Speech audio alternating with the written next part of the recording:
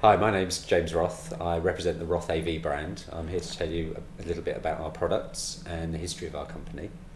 Got lots of interesting things to show you today, some of which you might have seen before, and some new stuff where you'll be the first person to see them ever in the whole world.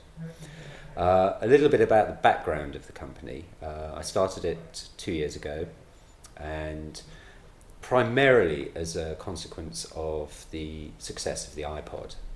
And I spotted an opportunity there where, at the time, the majority of the iPod audio systems that were available were, in my opinion, a little bit suspect. They were relatively inexpensive pieces of plastic where you could actually play back music, but the quality just wasn't there. And so you could wander into a high street electronics retailer, spend perhaps between £30 and £100, take something home. It would sound okay. What I wanted to do was create something where you could take your iPod, plug it into the amplifier, and it would sound fantastic and would really demonstrate what the iPod was all about. At the time as well, even as recently as a couple of years ago, there's a little bit of confusion about the kind of storage that you could get onto an iPod. There was an assumption there that everything that you could store on an iPod had to be compressed, therefore it wasn't going to be very good quality. Therefore there was no point in buying something more expensive to play the music back on. But it's totally untrue, and there's a lot of misinformation out there still today.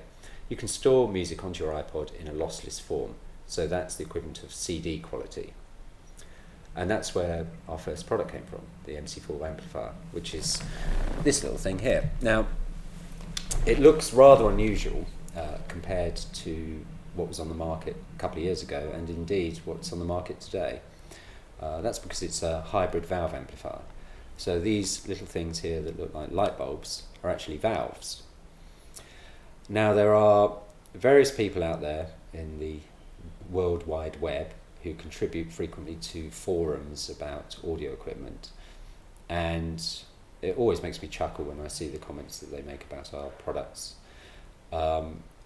A lot of people have said, well, these valves that we use on the MC4 don't actually do anything. They're just there for show. They're just there to light up and look sexy. This just isn't true. The valves are part of the audio path. What we've actually got here is a valve preamplifier and then a solid state back end to provide the power. On top of the device, we've got the iPhone dock, and then all the connectivity around the back. So this isn't just a product for iPod and iPhone. This will work with any audio device. So there are a pair of RCA inputs on the back, so you can run your CD player into this, and a 3.5mm connector, so you could run your computer directly into this as well. On that subject, the reason this is so small, we figured out that if you had an iPod or an iPhone, more than likely all your music was stored on your computer.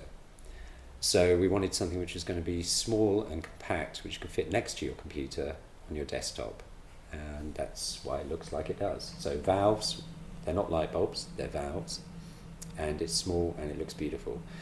Now, in terms of specification, it never ceases to amaze me how hung up people are on all the numbers that manufacturers generate about their products. You can see all the numbers on our website, and they all make sense if you're into that kind of thing. But the reality is you've got to listen to it to understand how good this product actually is. Invariably, it will win 5-star awards from specialist hi-fi magazine reviewers across the world. In a leading UK magazine, it's been called the ultimate iPod iPhone system, which is very flattering and totally true. There are obviously people of great taste. Fundamentally, you can't get anything better than this in the marketplace as far as we're concerned. But from a customer's point of view, obviously there's a huge choice out there these days.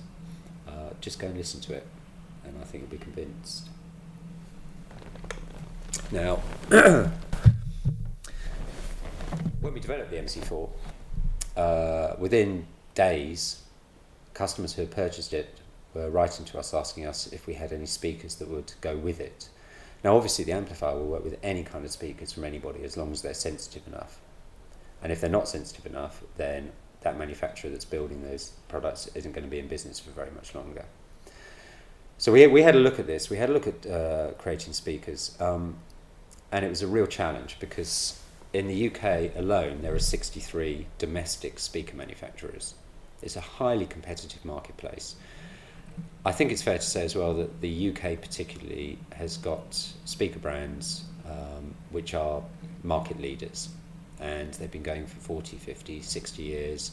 They create beautiful sounding, beautifully engineered products. So for us to go into that market, it was a bit of a risk. But we did it, and the first fruit of our labours are the Ollie range. Now what we have here are the Ollie 1s. These are the smallest speakers we do. And we have Ollie 2s, which are slightly larger bookshelf speakers, Ollie 3s, which are floor standers, and Ollie 4s, which are even bigger still, and they're floor standers and they're huge. We also have a subwoofer called the KH2 and a centre channel called the C2.